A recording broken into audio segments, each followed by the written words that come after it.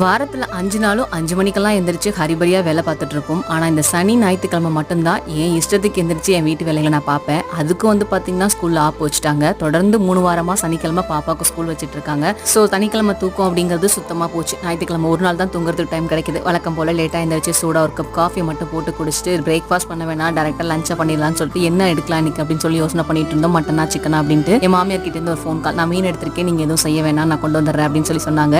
அப்பாடா சமைக்கிற வேலை இன்னைக்கு இல்லை அப்படின்னு சொல்லி எனக்கு ரொம்ப சந்தோஷமாயிடுச்சு. எனக்கு மட்டும் நான் ஏதாவது பண்ணிக்கணும்னு நேற்று வச்சு சாம்பார் இருந்தது. சரி முட்டையை ஊற்றிக்கலாம் அப்படின்னு சொல்லிட்டு நான் லஞ்சுக்கு சாம்பார் வச்சு முட்டை ஊற்றி சாப்பிட்டுட்டேன். ஒரு 2 மணியை போல மாமியார் குழம்பும் ஃபிஷ் ஃப்ரையும் குழந்தை கொடுத்துருந்தாங்க. பாப்பாலாம் சாப்பிட்டுட்டா. அதுக்கப்புறம் கொஞ்சம் நேரம் உட்காந்து டிவி பார்த்துட்டு என்ஜாய் பண்ணிட்டு இருந்தா. வாரத்தில் ஒரு நாள் தான் பாப்பாவுக்கு ஹேர் வாஷ் பண்ணி விடுவேன். நேற்று காலையிலே பண்ணி விட்டுட்டேன். சாயந்தரத்துக்கு மேலே சிக்கு எடுத்துட்டு தலையில பெயின்லாம் இருக்கான்னு சொல்லி செக் பண்ணிட்டு பெண்ணெல்லாம் போட்டு விட்டுட்டேன். மிஸ்டர் சின்ன திரையில ஒரு ஆள் வின் பண்ணுவாங்கன்னு சொல்லி என் பொண்ணு பெட்டு கட்டியிருந்தா. நான் ஒரு ஆளை சொல்லியிருந்தேன். கடைசியில் அவங்க தான் வின் பண்ணியிருந்தாங்க. அதனால என் பொண்ணுக்கு ஒரு மாதிரி ஆயிடுச்சு. அப்புறம் சாயந்தரம் 6 மணிக்கு மேலே நாளைக்கு பரிச்சு இருக்குன்னு சொல்லிட்டு உட்காந்து படிக்க ஆரம்பிச்சிட்டா.